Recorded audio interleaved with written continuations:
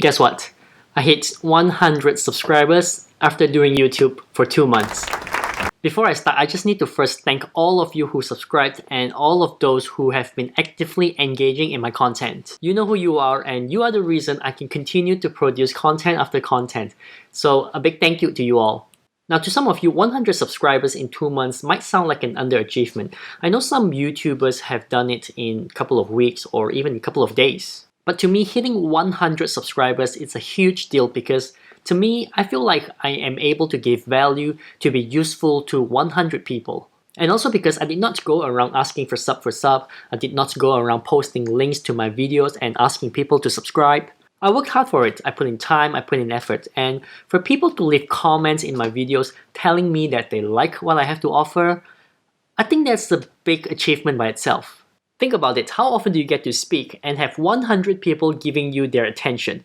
I have a hard time getting 2 people in real life to give me their full attention, mainly because I'm a very boring person. I don't speak much when I'm with friends and family members, partly because I'm an introvert, and partly because I know when I speak, they don't tend to listen actively. And I'm the type of person who says it as it is, which makes me a very annoying person. Maybe that's why my channel isn't growing as fast as others. But still, I stand by what I have to say, I stand by what I have to offer, because I don't want to give the wrong persona to my viewers.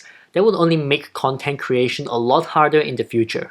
With that being said, I thought I should share with you how I got to 100 subscribers, the journey itself, because I think it is worth mentioning and be brutally clear what it takes to start a YouTube channel. And if you want to know if you should start a channel or continue doing YouTube, then stick around till the end of the video to get the most out of it. Also, if this is your first time watching, make sure you subscribe to my channel. So I started YouTube 2 months ago, and when I first started, my aim was to leave a part of me now for future references. I wanted to make it so that I can leave behind a legacy for my kids, so that when they grow up, they can seek advice from a 35 years old me and not the 50 years old me. As I began watching YouTube channels like Gary Vee, Dan Lok, Graham Stephan, I thought to myself, contents like this isn't really that hard to create at all, so YouTube must be pretty easy, and that's how I got started. But as I started doing, I was completely wrong.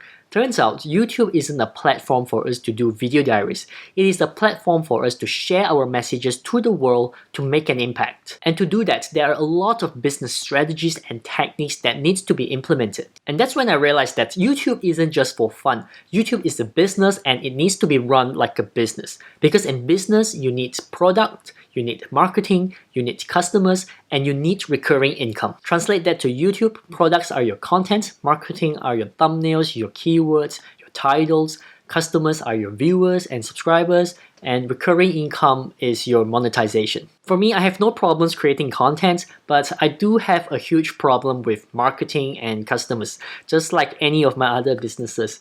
But hey, this is a learning curve, am I right? And in business, you have to try all sorts of things really fast and pivot whenever you can. This is also the reason why I started my new series, YouTube as a Side Hustle Journey to 1000 Subscribers, because I want to show my viewers that YouTube is a serious business, and if you really want to make it work, it takes a lot of effort. Plus, my channel talks about side hustle, income, mindset, and business. So using YouTube as a case study is a good way to show how a side hustle can eventually turn into a legitimate business. Also, to actually start monetizing on YouTube, you need to have at least 1,000 subscribers and 4,000 watch hours in the last 12 months.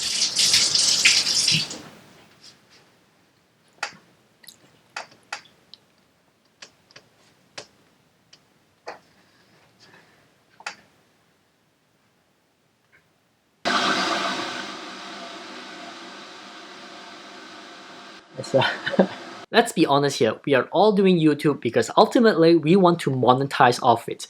No one is doing this for free. But at this point, I have no freaking idea how I'm going to get to 1,000 subscribers and 4,000 watch hours.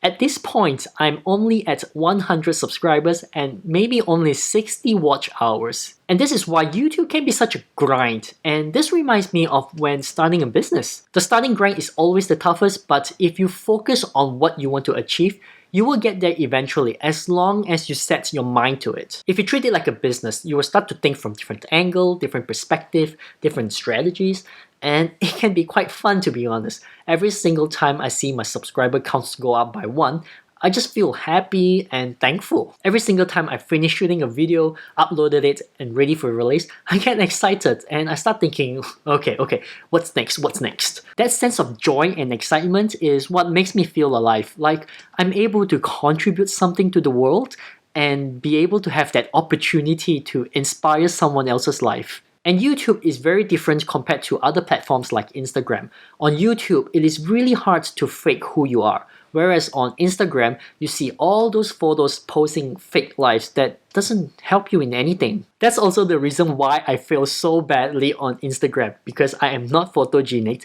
I am not a good poser, I hate taking photos, and most of the values I give are all in the caption that nobody reads. By the way, I am on Instagram as well. Make sure you follow me there. And you know, nobody reads the caption. All they do is look at the photo that portrays the wrong message, double taps on the photo to give it a heart, and then they move on to the next photo and do the same thing again. Each photo gets like what, 2 seconds of attention? Whereas on YouTube, people who subscribe to you are there to listen to you, to watch what you have to offer, which is why I feel every subscriber is very valuable, unlike followers on Instagram. So I want to share with you 2 things that could be beneficial to you if you're thinking of starting a YouTube channel or you're thinking of giving up on YouTube. First is using your analytics wisely. There are tons of data on YouTube Studio Analytics. You need to be able to learn from it to find out what works and what doesn't. One thing that I failed to do really badly is ignoring the topics that worked because I just didn't feel like talking about it. But sometimes it is not about me, it is about what the viewers want to watch. And I made that mistake, which is why my channel looks like scrambled eggs. Tea time! But the good news is, for us small YouTubers, it is not the end. We get to fix things as we go.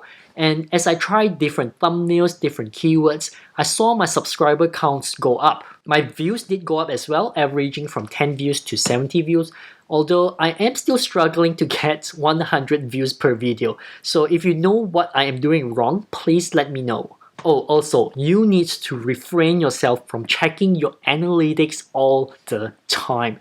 I can't stress this enough because I don't know how much time I have lost checking my analytics every single minute. And I'm talking about losing hours of precious time. It is so hard to not look at your analytics every 10 minutes. But I know this is something that I need to do sooner or later, so we'll see how that goes. The other thing I want to share with you is being respectful to your viewers and subscribers. To me, every one of my viewers are people sitting in front of their computer, in front of their mobile phone, who are willing to give me 10 minutes of their time. And I think I need to respect that, and I need to appreciate every minute they give. I see many YouTubers out there are chasing the views and the subscribers, but they almost forgot that keeping the viewers there and making them come back for more is actually a more sustainable strategy. To treat them with respect even if we can't see their faces, I think that's the best treatment we can give as YouTubers. And as I always say, having 1,000 loyal subscribers is better than having 10,000 subscribers who does not engage with your content. So that is all from me. I'm really happy that I got to 100 subscribers. Honestly, I did not expect that because after doing YouTube for the first 3 weeks, I thought I was gonna give up. But here we are. And I'm very thankful to all my viewers and subscribers because you are the ones who got me there. So next is my journey to 1,000 subscribers. I really appreciate your continuous support and let's grow our channels together because let's face it is more fun to climb up to the top together. Alright, thank you for watching and I'll see you soon.